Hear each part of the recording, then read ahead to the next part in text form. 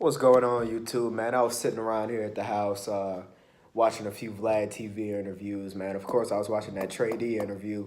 That nigga there, I hope him and Vlad keep a outstanding relationship because his interviews are always on point.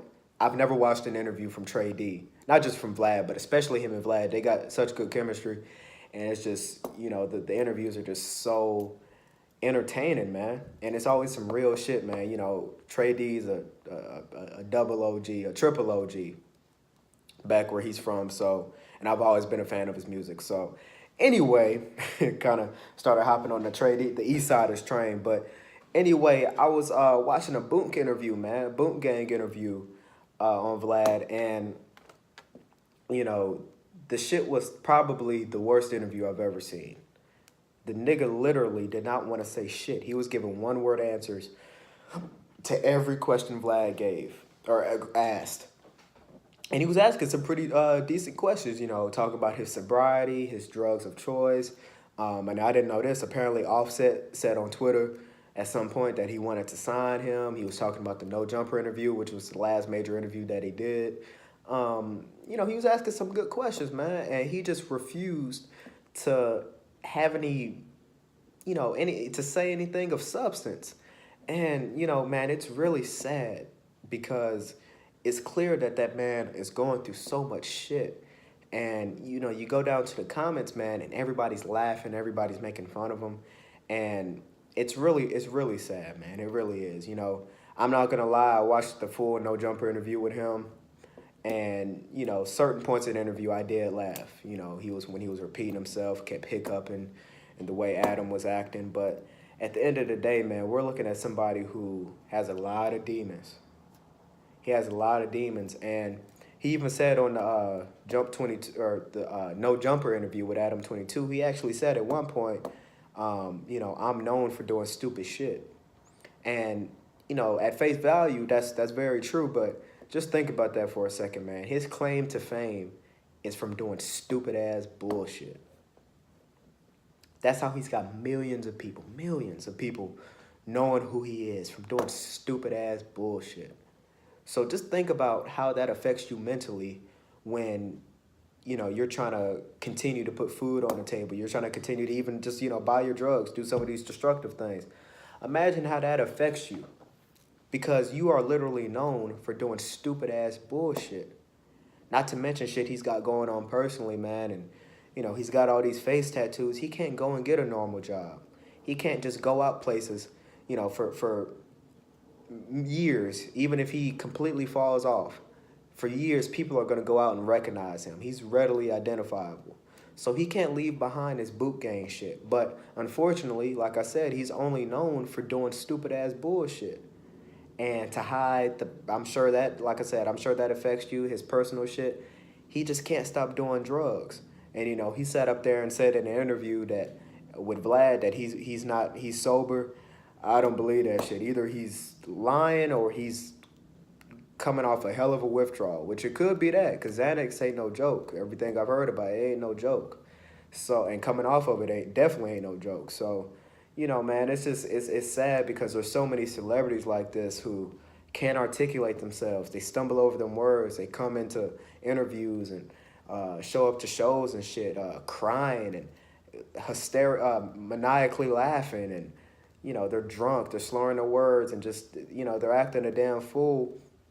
And we all laugh at people like this, but in reality, man, people around him need to be reaching out a hand to him. They need to be forcing him to go to rehab. They need to be forcing him to talk to therapists and counselors and psychiatrists and things like that and figure out the root problem. Because Boonk Gang is no different. Well, he is different from me, but you guys know what I mean when I say he's no different from you and me. We all got shit that we go through, and we all handle it in different ways. Just because he's a celebrity doesn't mean he's different than you or me. He's still flesh and blood. So, reach out to people like him, man. When he puts out these stupid ass videos of him getting sucked up and shit on Instagram, we need to be leaving comments, saying, "Come on, man, what are you doing?" I don't know if he got his Instagram back. Like I said, I'm not, and it's funny because actually, like, maybe 6 months ago, I made a video talking about how he's so fucking lame. And I still think that. It's lame as fuck to be going out doing some of the shit he does for views and attention.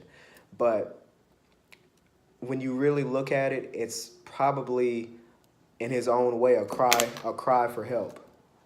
He wants attention, and he's so used to negativity in his life, he doesn't know how else to get attention but participating in negativity. You know what I'm saying? That could very well be true. And, it's just sad, man, because he's got such a platform.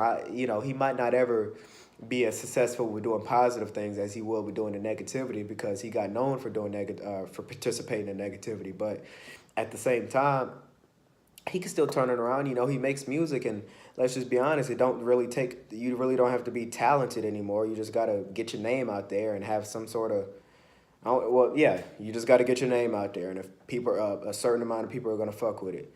So, he could definitely, try to transition to music and, you know, like I said, get himself clean and start speaking to people. And, he has something, he has a gold mine that he's sitting on, but he'll never be able to reach his full potential as long as he's letting those drugs master him.